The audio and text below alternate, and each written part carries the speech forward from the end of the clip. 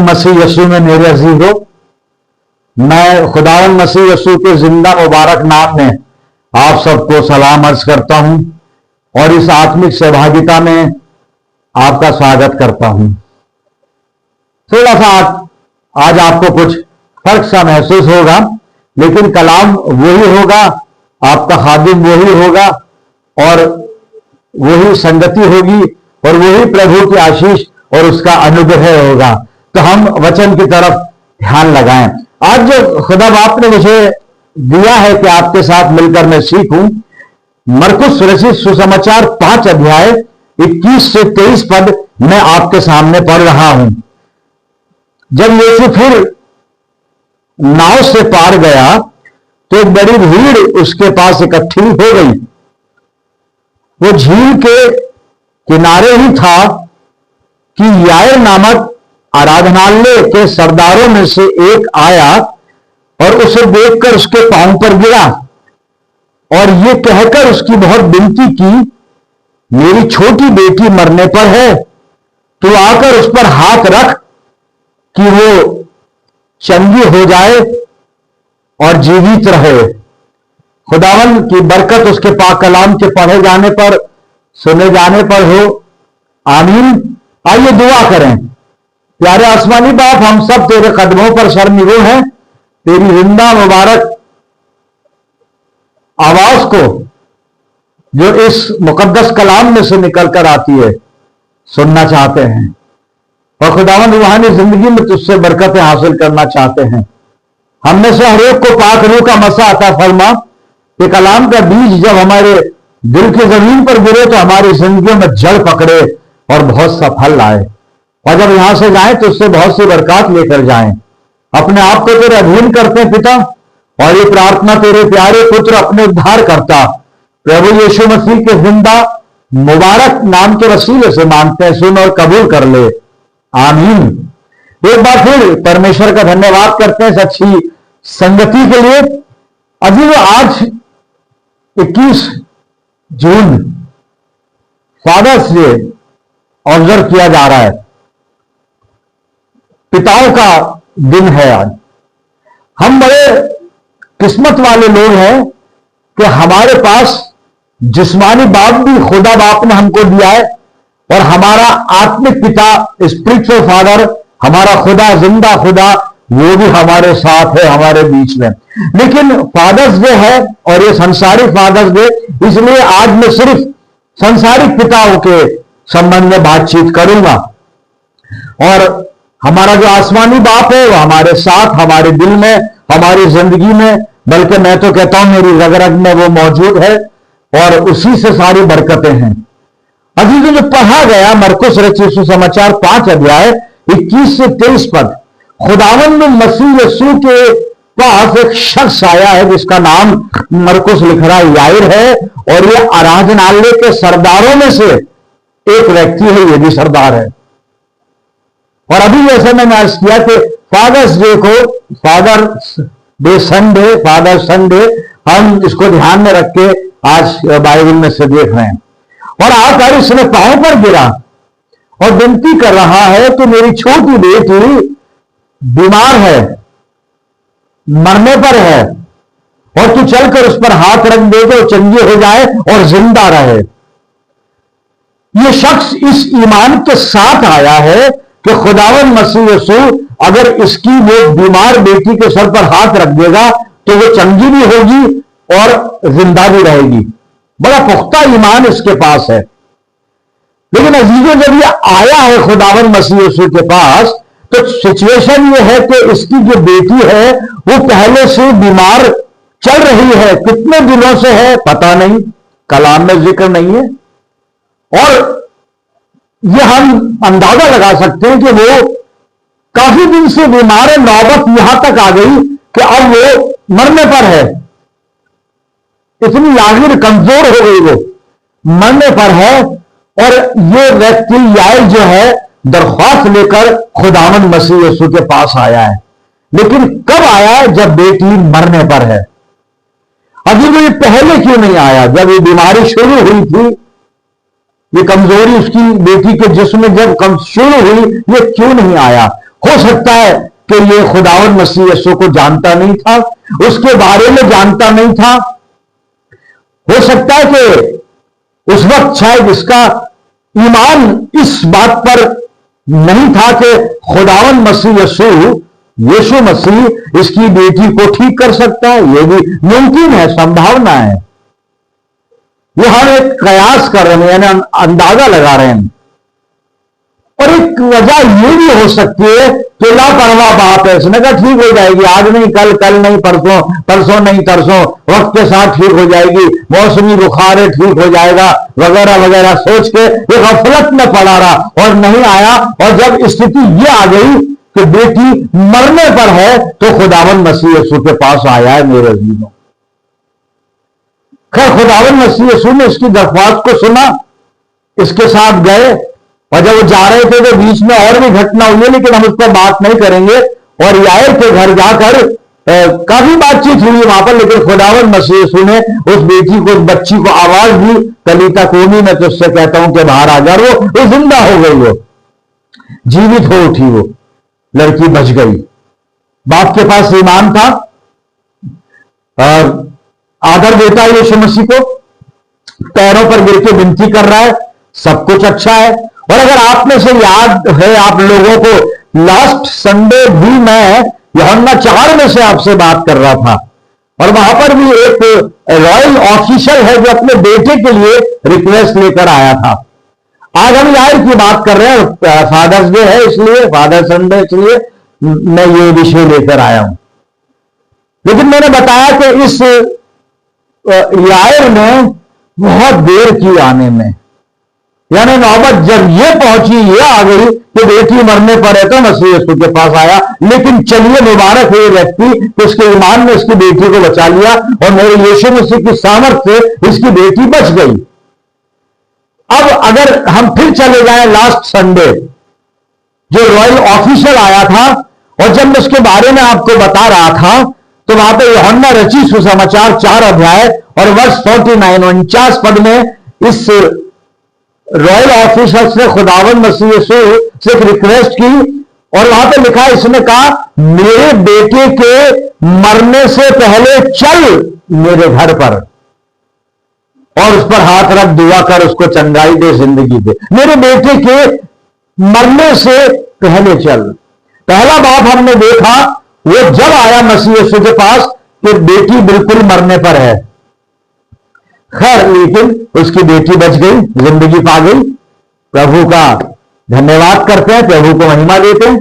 अब ये royal officer जो आया है, इसकी स्थिति यह है कि कहता मेरे बेटे के मरने से पहले चल, मुबादा, कहीं ऐसा ना हो कि तू जाए और जाते जाते इतनी देर हो जाए मेरा बेटा मर जाए।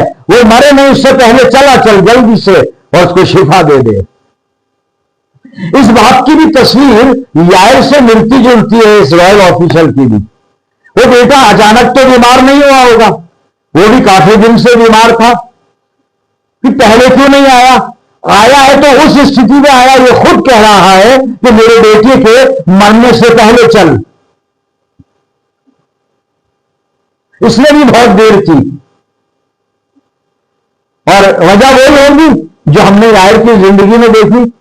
या तो ये मसीह यीशु को जानता नहीं था, या उसके बारे में सुना नहीं था, या इसका ईमान नहीं था कि अरे ऐसे कोई ठीक नहीं होते, ऐसे कोई ठीक नहीं होते।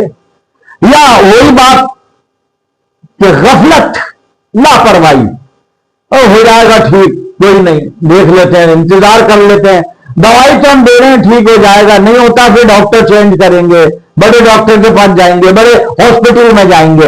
ये ऐसे थॉट चलते हैं, लापरवाहियां चलती हैं, गफलत चलती है। लेकिन ये आ गया और रिक्वेस्ट की किसने, रॉयल ऑफिसर ने, मेरे बेटे के मरने से पहले चल। और खुदावंद मसीह यीशु ने कहा जा, तेरा बेटा जिंदा है, और उसका बेटा बच गया, ठीक हो गया, उसका बुखार उतर गया, शिफा पा गया, जिंदगी भी पा गया, नहीं मरा वो। ये तो बाप की तस्वीर है। फिर दोहरा दूं आपको, याद दिलाओ, आज फादर्स डे।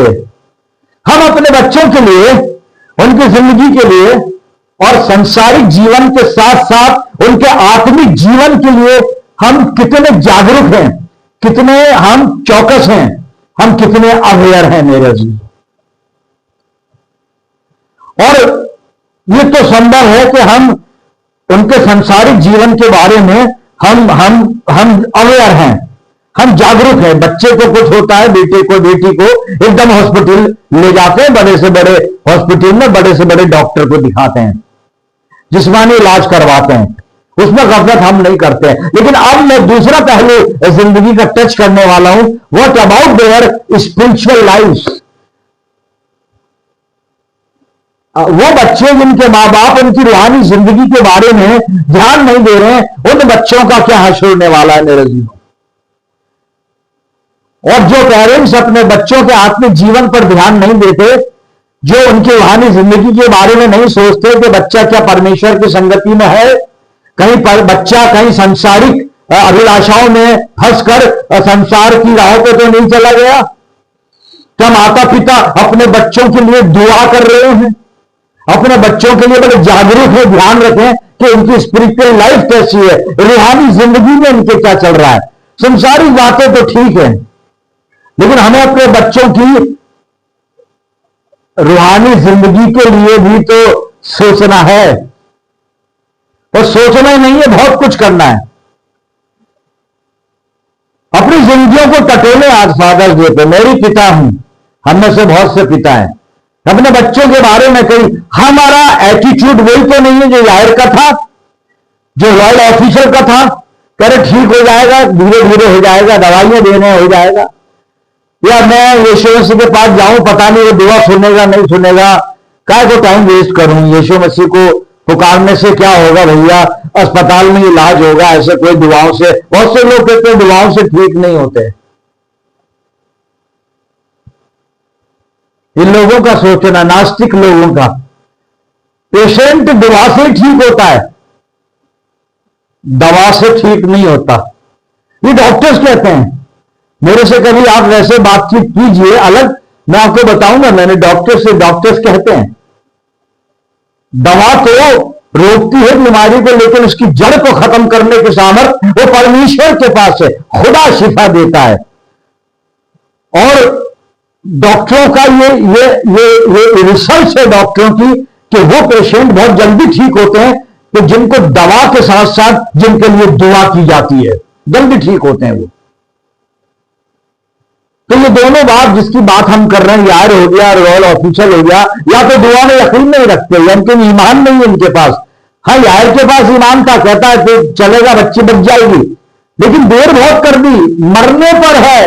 एक बाप कह रहा है मरने पर है, और दूसरा बाप कह रहा है कि मेरे बेटे के मरने के पहले चल। अभी जो मैं और आप यीशु मसीह के पास कब जाएंगे, किस स्थिति में जाएंगे अपने बच्चों के लिए? मरने पर है तब जाएंगे, या मरने से पहले चलने वाली रिक्वेस्ट लेकर जाएंगे हम अपने बच्चों के लिए? आज फादर्स डे पे हम पिताओं को सोचना होगा। तो अफरत में है इन दोनों की तरह, कोई नहीं, देखा जाएगा, अब जो होगा वो देखा जाएगा। कई लोग टाल देगा कि खुदा की मर्जी है, वो ठीक है, वो सब प्रभु की इच्छा नहीं। तो खुदा की मर्जी किसी को बीमार करने की नहीं, खुदा की मर्जी किसी को मारने की नहीं होती साहब। पर हम अपनी सुस्ती, अपनी गफलत, अपनी बेईमानी की वजह से, कम विश्वास की वजह से, अपनी सुस्ती की वजह से, लापरवाही की वजह से ऐसी बातें करते हैं। हमको जागरूक होना पड़ेगा, अवेयर होना पड़ेगा मेरे जीवों। आज फादर्स डे पर सोचे हम कहां पर हैं, और अगर कोई कंफ्यूजन है कि क्या करें, फिर पास्टर क्या करें? एक बाप है बाइबल में, एक बाप है जो अपने बेटों के लिए बड़ा अवेयर है। आज नहीं जो आप सोच रहे हैं, मैं आसमानी बाप की बात अभी नहीं कर रहा हूं। अरे वो बाप तो वो तो हमेशा जागरूक है हमारे लिए, उसका क्या जिक्र करें, उसको क्या हम उसके लिए बोल सकते हैं? हमारे पास शब्द ही नहीं है, वो नहीं है तो सांस ही नहीं है, दिल धड़क रहा है उसकी वजह से। अभी सिर्फ संसारिक पिताओं का जो फर्ज है वो मैं बता रहा हूं, आज फादर्स डे पे हमारा कर्तव्य है। एक बाप ऐसा है जिसको अपने बेटों की भी, बेटियों की भी फिक्र है, वो उस स्थिति को आने ही नहीं दे रहा है कि मेरी बेटी के मरने से पहले चल, या मेरी बेटी मरने पर है चल, मेरे बेटे के मरने से पहले चल। इस स्थिति का इंतजार नहीं करता, वो पहले बाढ़ आने से पहले बांध बांध के रखता है। जी मैं एक ऐसे पिता से आपको मिलवाता हूं, और मैंने अय्यूब की पुस्तक खोली है, पहले सुन लीजिए, उसके बाद बातचीत करेंगे। पहला अध्याय और 5 पद मैं पढ़ रहा हूं, सुनिएगा। उस देश में अय्यूब नामक एक पुरुष था, वो खरा और सीधा था और परमेश्वर का भय मानता और बुराई से दूर रहता था। उसके 7 बेटे और 3 बेटियां उत्पन्न हुई। उसके 7,000 भेड़ बकरियां, 3,000 ऊंट, 500 जोड़ी बैल और 500 गधियां और बहुत से दास दासियां थी। वरन उसके पास इतनी संपत्ति थी कि पूर्वी देशों के लोगों में वो सबसे बड़ा था। उसके बेटे बारी बारी से एक दूसरे के घर में खाने पीने को जाया करते थे और अपनी तीनों बहनों को अपने संग खाने पीने के लिए बुलवा भेजते थे। ये सोशल प्रैक्टिस है, हम में से बहुत से खानदानों में ये होती है। अच्छी बात है, होनी चाहिए। रिश्तेदारों को बुलाएं, समय समय पर बैठ के दुआ करें, एक साथ भोजन करें, वो हमारे यहाँ आए, हम उनके जाएं। ये मोहब्बत है, ये जो है ये फेलोशिप है, और ये एक सोशल लाइफ का एक अच्छा खूबसूरत हिस्सा है। ये बच्चे वही कर रहे हैं। लेकिन आप सुनिए, मैं बताना क्या चाह रहा हूं। 5वां पद, जब भोज के दिन पूरे हो जाते, जब यहां लिखा जब भोज के दिन पूरे हो जाते, क्योंकि हमेशा करते थे, वो एक बार नहीं किया उन्होंने, हमेशा। तो जब भोज के दिन पूरे हो जाते थे, तब अय्यूब उन्हें बुलवाकर, बच्चों को बुलवाकर पवित्र करता और बड़े भोर को उठकर उनकी गिनती के अनुसार होम बलि चढ़ाता था। क्योंकि अय्यूब सोचता था, कदाचित शायद मेरे लड़कों ने पाप करके परमेश्वर को छोड़ दिया हो। और इसी रीति अय्यूब सदैव किया करता था। ये वो बाप है जो सावधान बाप है, अवेयर बाप है। ये वो बाप है जो जागरूक बाप है। इसको अपने बच्चों की चिंता है। ये अपने बच्चों को उस नौबत आने से पहले, तो मेरी बेटी मरने पर चल, मेरे बेटे के मरने से पहले चल, ये नौबत आने नहीं देता। ये तो पहले उनके लिए दुआ कर रहा है मेरे दिनों, पहले उनके लिए होम बलि चढ़ा रहा है, पहले उनको पवित्र कर रहा है प्रार्थना के साथ, पहले उनके गुनाह को ये सोच करके शायद उन्होंने, मैं तो पिता तो रहता नहीं था, बीच में भाई बहन रहते थे, कि को गुनाह किया हो, और अगर गुनाह किया है तो बीमार भी पड़ेंगे, मरेंगे भी, बर्बाद भी होंगे, नाश भी होंगे। क्यों नहीं पहले से परमेश्वर के पास जाया जाए? क्यों नहीं पहले से उसको पुकारा जाए? क्यों नहीं इनके लिए होम बलि चढ़ा के प्रायश्चित किया जाए? बाप ये कर रहा है और हमेशा करता था, हमेशा करता था। अगर आप इस जमाने में, आज के दौर में, आप परख कर देखिए, आजमा कर देखिए, किसी के बच्चे के लिए आप अगर उसकी कमजोरी बताएंगे तो वो नाराज हो जाएगा आपसे, क्योंकि आप हमारे बच्चों से जलते हो। हमारे बच्चे अच्छे खासे हैं, वेल टू डू हैं, आप हमसे जलते हो, रहे जल नहीं रहे। मेरे जमाने में मुझे याद है, मेरे वक्त में, ये मैं 71 ईयर का 71 ईयर में चल रहा हूं मैं, और हम जवान होते थे 22 साल के, तो हमारी हर हरकत की खबर हमारे पड़ोसी, हमारे मिशन कंपाउंड के लोग, हमारे रिलेटिव, हमारे जान पहचान वाले हमारे पापा को देते थे। कोई गलत हरकत देखिए, शिकायत की, और फिर उसके बाद पनिशमेंट मिलता था। और ये उसी की वजह है कि मेरे पास बाइबल रहती है, वरना आज बाइबल नहीं होती, कुछ और चीजें होती, आगे नहीं बोलूंगा, आप समझ गए। वो मोहब्बत थी। और कभी हमारे पिताजी नाराज नहीं होते थे कि हमारे बच्चे पे ब्लेम लगा रहे हो, हमारे बच्चे को बदनाम कर रहे हो। नहीं, जागरूक, कभी कह रहे हो तो कोई बात है, बेटे को बुला के पूछ, बेटा ऐसा है, अगर गलती कर रहे हो तो आप गलत राह छोड़ो, और नहीं किए तो फिर कहा क्यों जा रहा है। फिलॉसफी का सिद्धांत है कि धुआं वहीं उठता है जहां आग होती है, धुआं ऐसे नहीं उठेगा। ये बात है। अय्यूब अपने बच्चों के लिए इतना अवेयर है, सोचता है शायद उन्होंने गुनाह किया हो, शायद करते नहीं है, वो ये कह रहा मेरे बच्चे गुनाह करेंगे, उनको शायद कर ले, मेरे बच्चे हैं, मैं खुदा के पास जाऊं, खुदा बख्श दे, उनको माफ कर दे। होम बलि चढ़ा रहा है एक एक के नाम पर, दुआएं कर रहा है, उनको पवित्र कर रहा है, उनको ब्लेस कर रहा है, उनको शायद काउंसलिंग भी करता होगा, उनको समझाता भी होगा। ये बाप है साहब। आज फादर्स डे पे हम ऐसे पिता हो जाएं, क्योंकि हमारी कम्युनिटी के लिए बहुत जरूरी है कि हमारे बच्चे तो हमारी कौम का सरमाया है। ये हमारे नौजवान बच्चे आगे चलकर हम नहीं होंगे, ये होंगे और हमारी कौम को आगे बढ़ाएंगे। खुदावन मसीह यीशु के अच्छे गवाह ठहरेंगे, खुदावन की बादशाहत को फैलाएंगे। हम दुआ करें इनके लिए, इनको सलाह दें, इनकी काउंसलिंग करें, प्रार्थना करें इनके लिए। और क्या करें इनके लिए, आखिरी हवाला फिर प्रार्थना करेंगे। और मैंने खोला पहला राजा, 1 किंग चैप्टर 2 और 1 से 3 आयत में पढ़ रहा हूं, सुनिएगा। जब दाऊद के मरने का समय निकट आया तब उसने अपने पुत्र सुलेमान से कहा, मैं संसार की रीति पर कूच करने वाला हूं, इसलिए तो हियाव बांधकर पुरुषार्थ दिखा और जो कुछ तेरे परमेश्वर यहोवा ने तुझे सौंपा है उसकी रक्षा करके उसके मार्गों पर चला करना। ये हम अपने बच्चों को सिखा दें, उनके लिए दुआ करें, ये तालीम हम अपने बच्चों को दें कि जो कुछ खुदा ने तुझको सौंपा है बेटा, हमने अपने बच्चों को बहुत कुछ सौंपा है, वचन सौंपा है, ईमान सौंपा है, परमेश्वर का नाम सौंपा है, प्रभु यीशु मसीह का फजल हमारे द्वारा इनके ऊपर हुआ है, बहुत कुछ सौंपा है।